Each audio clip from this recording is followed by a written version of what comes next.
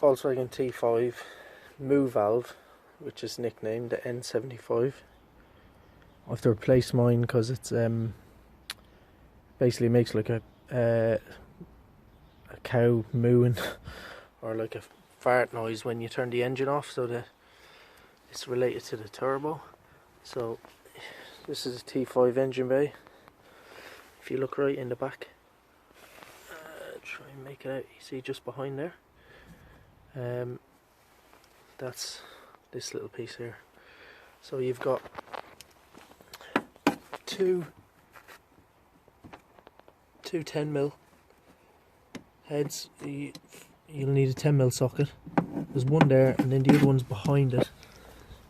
I'll show you on this one here. I'm tapping, it basically sits like this, so you have to get right behind it, that back one, which is going to be very awkward. But what I'm going to do is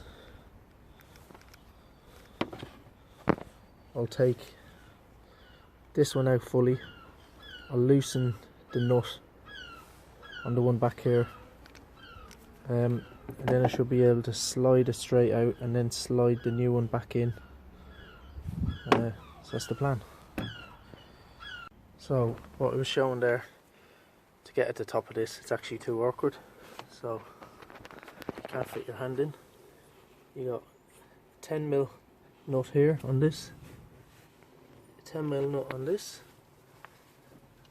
As I said, that piece is just sitting like this, and then right in the back you got another 10mm piece underneath this little cable plate.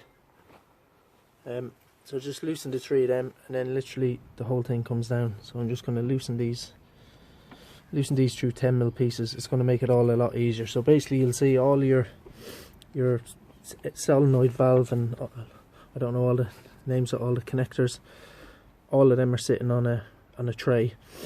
So you got 3 nuts, one in the back, 2 other side. Loosen the whole thing down, and then you got easy access. Something to be wary of when you're loosening the nut, there's actually a head on the other side, so I just got a little 10mm spanner, stuck it on the back of it, and that'll loosen it easy. Yours might come off, but mine are a little bit rusted. So then loosen all your hoses. If they're a little bit tight, all I usually do is just squeeze them, push them. They eventually start coming loose, but it's a lot of people might try and use like a pliers or something like that, but that's just going to damage your it's just going to damage the hose, especially when you get a lot of heat and all that. You don't want to be going replacing them unless you're doing new hoses. That's alright, but if you are going to do that, get a piece of cloth, put it in between the top of your pliers, because you don't want metal, especially serrated metal like inside of the pliers, going on the hoses. Just a tip. So I didn't realise one of the parts, there's a little filter on the top of it, and I don't have anything to replace it, so I'm just going to use it. I've just got a duster can, it's just basically air, and just literally blow out the filter through the top of the hose. New and on. I'm gonna connect up the hoses first, because it's easier to do that while this piece is loose, and then put the little nuts back on, tighten up, connect, and then see what it's like. So everything's connected. Get my tray, line it up with the screw heads, the same on the one underneath.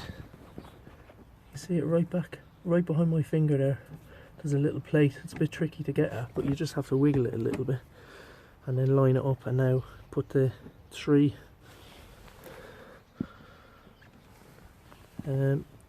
number 10s back on, and then that's it, it's all done. So I've just tightened them up with my fingers basically, but I'm just trying to get you a view.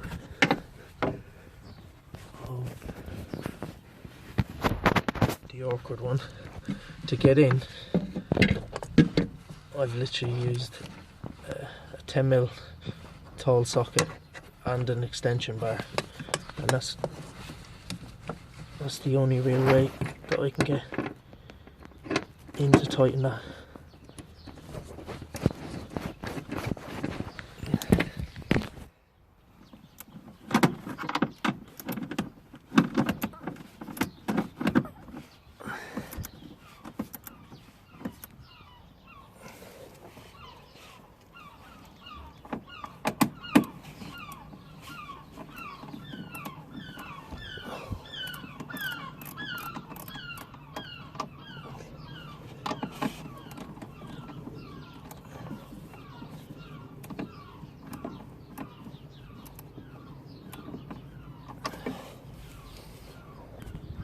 So I'm just gonna start it up now, but that's it, all connected.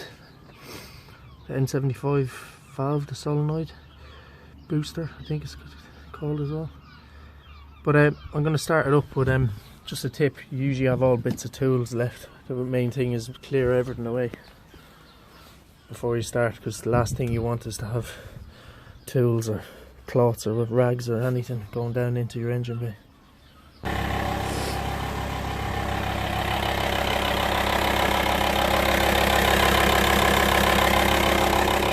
I'm just going to let it run for a minute.